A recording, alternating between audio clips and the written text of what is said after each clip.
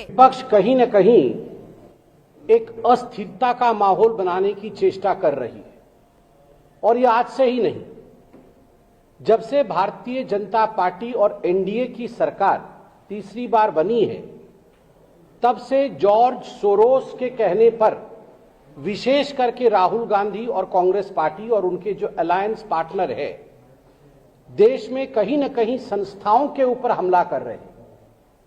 चाहे वो संस्थान सुप्रीम कोर्ट का हो, चाहे वो संस्थान इलेक्शन कमीशन का हो, या चाहे वो संस्थान स्पीकर का हो, सभी संस्थानों के ऊपर हमले करने का प्रयास, और सबसे दुखद है प्रधानमंत्री के संस्थान के ऊपर भी, मैं नहीं कहूंगा कि माननीय नरेंद्र मोदी जी के संस्थान के ऊपर, प्रधानमंत्री यह एक पद है जिसे देश चुनती है, प्रधानमंत्री जी के संस्थान के ऊपर भी हमला करने की कोशिश और प्रयास कांग्रेस पार्टी और उसके अलायंस पार्टीज करते रहे हैं।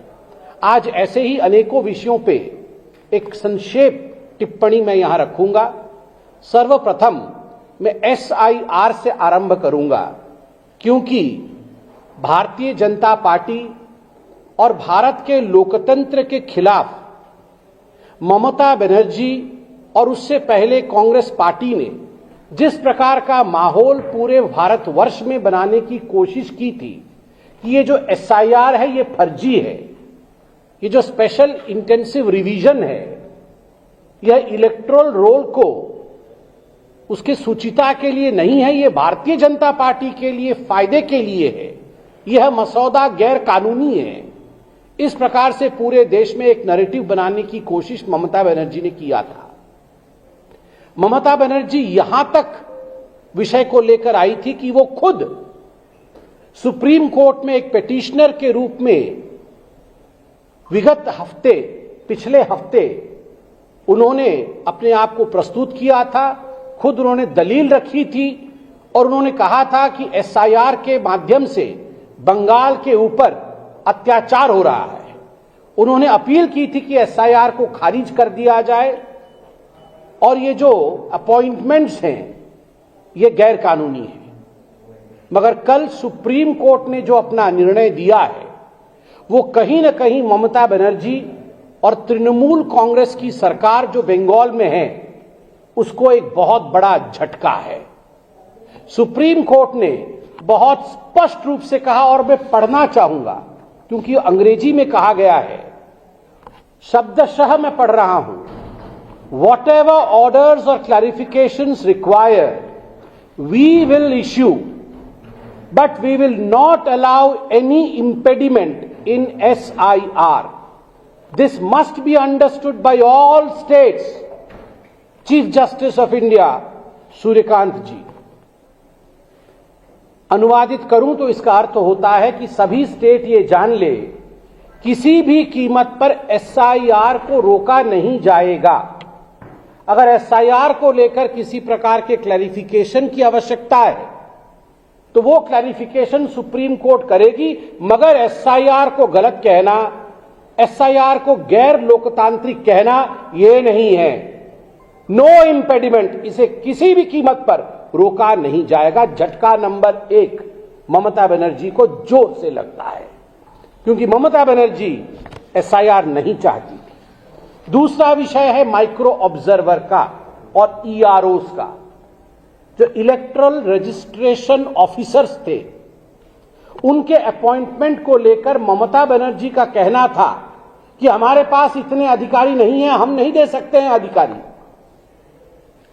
कल सुप्रीम कोर्ट ने स्पष्ट शब्दों में कहा कि आज जब मैं खड़ा हूं लगभग 1:30 बजे हैं, आज 5 बजे तक till today 5 PM 8,505 group B के अधिकारी अपने डीएम्स को, डिस्ट्रिक्ट मजिस्ट्रेट्स को जाके रिपोर्ट करें और ड्यूटी में ज्वाइन करें। अर्थात एक तरह से ममता बनर्जी को झटका लगा है कि जो ममता बनर्जी कह रही थी कि हम ऑफिसर नहीं दे सकते हैं, अब वो सूची लेकर जमा कर रही हैं और 8,505 ऑफिसर अब नियुक्त किए जाएंगे। सुप्रीम कोर्ट ने भी कह दिया कि देख लो भैया, ये जो ऑफिसर नियुक्त किए जा रहे हैं ये राजनैतिक रूप से काम न करे, राज्य सरकार इनको भड़का करके कोई काम नहीं करे, इन सब विषयों पे नजर इलेक्शन कमीशन ऑफ इंडिया रखेगी। और इलेक्शन कमीशन ऑफ इंडिया को अगर लगता है कि प्रलोभन के अंतर्गत, डर के अंतर्गत या इनकेपेबिलिटी के अंतर्गत ये ऑफिसर काम कर रहे हैं, तो election commission of India directly इनके खिलाफ कड़ी कार्यवाही कर सकती है। तो ममता बनर्जी जो ऑफिसर्स को डराने धमकाने का काम कर रही थी या सोच रही थी, वो भी नहीं हो सकता। तीसरा विषय माइक्रो ऑब्जर्वर्स को लेकर बड़े स्पष्ट रूप से सुप्रीम कोर्ट ने कहा माइक्रो ऑब्जर्वर्स रहेंगे। माइक्रो ऑब्जर्वर्स अपने असिस्टेंट रोल में रहेंगे, वो असिस्ट करेंगे और ईआरओस के साथ मिलकर वो काम करेंगे असिस्टिंग रोल में। चौथा सबसे बड़ा विषय है, सुप्रीम कोर्ट ने कहा कि ये जो फॉर्म नंबर 7 होता था ऑब्जेक्शन का, ऑब्जेक्शन मतलब क्या होता है, मतलब ममता बनर्जी की टीएमसी के किसी विधायक ने 20 लोगों का कि इनको आप वोटर कार्ड में जोड़ो एक फॉर्म दिया। पिताजी की उम्र आपने देखा होगा, पिताजी का उम्र है 25 साल और बेटे का उम्र है 15 साल। पिताजी का उम्र है 24 साल, बेटे का उम्र है 17 साल। मतलब 5 साल में 6 साल में कोई पिता बन गया है, 10 साल में उसके 5 बच्चे हो गए। तो ये सारी जो खामियाजा थी उसके खिलाफ जो जागरूक नागरिक हैं, अवेयर सिटीजन्स, उन्होंने ऑब्जेक्शंस दिया। ये कैसे हो सकता है, पिता का उम्र 25 साल, बेटे का उम्र 15 साल, 16 साल, ये संभव नहीं है, तो इसको इलेक्टरल रोल से हटाया जाए। ये फॉर्म 7 में दिया जाता है।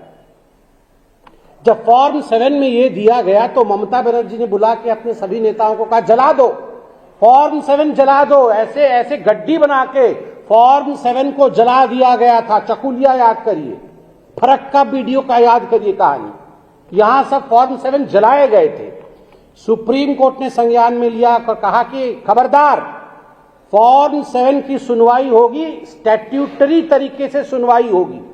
अगर जिसने कंप्लेंट किया है कंप्लेनेंट उपस्थित भी नहीं होता है तो भी उस कागज का महत्व है। उस कागज में अगर कंप्लेंट किया गया है तो सुनवाई करना पड़ेगा। ये राजनीतिक रूप से काम नहीं चलेगा, सुनवाई करनी पड़ेगी। और अंत में सुप्रीम कोर्ट ने डीजी पुलिस, वेस्ट बंगाल के डीजी पुलिस को कहा है कि आप हिंसा रोकने में नाकाम है, इसलिए आपको हम शो कॉज करते हैं। डीजी पुलिस को शो कॉज किया गया है और कहा गया है पर्सनल एफिडेविट सबमिट करिए, पर्सनल एफिडेविट, कि आप हिंसा रोकने में क्यों नाकाम है। तो ये केवल डीजी पुलिस को एक तरह से शो कॉज नहीं हुआ है, ममता बनर्जी को शोकेस किया है सुप्रीम कोर्ट ने कल कि आप वायलेंस रोकने में अक्षम हैं और पर्सनल एफिडेविट दीजिए। डीजी पुलिस तो ममता बनर्जी के नीचे काम करते हैं, तो डीजी पुलिस को शोकेस होने का अर्थ होता है कि शोकॉज हुआ डीजी पुलिस, चेतावनी दी गई डीजी पुलिस को। इसका अर्थ है सुप्रीम कोर्ट ने चेतावनी दिया है ममता बनर्जी को कि आप फॉर्म 7 जला नहीं सकते हैं, आप इलेक्शन में जो ऑफिसर्स इन्वॉल्व है उनको धमका नहीं सकते हैं, उनको मार नहीं सकते हैं। उनका जीवन महत्वपूर्ण है, उनके जीवन की रक्षा करना आपका दायित्व है। अभी मैं पार्लियामेंट में सुन रहा था, न्यूज में सुन रहा था, ये अभिषेक बनर्जी कह रहे थे हम इम्पीच कर देंगे, हम सीईसी को हटा देंगे, इम्पीच कर देंगे। आजकल ये नया फैशन आया है, मतलब जिनको जनता इम्पीच करती है वो पूरे दुनिया को इम्पीच कर देंगे। क्या मजाक बना के रखा हुआ है? सुप्रीम कोर्ट ने ऑर्डर दिया तो आप सीईसी को इम्पीच कर देंगे? ऐसा नहीं होता है। लोकतंत्र में कानून के हिसाब से, आईन के हिसाब से, लॉफुल तरीके से देश चलता है। ममता बनर्जी जी एसआईआर को लेकर सुप्रीम कोर्ट ने जो कहा है, अंततो गत्वा आपके देहुड़ी पर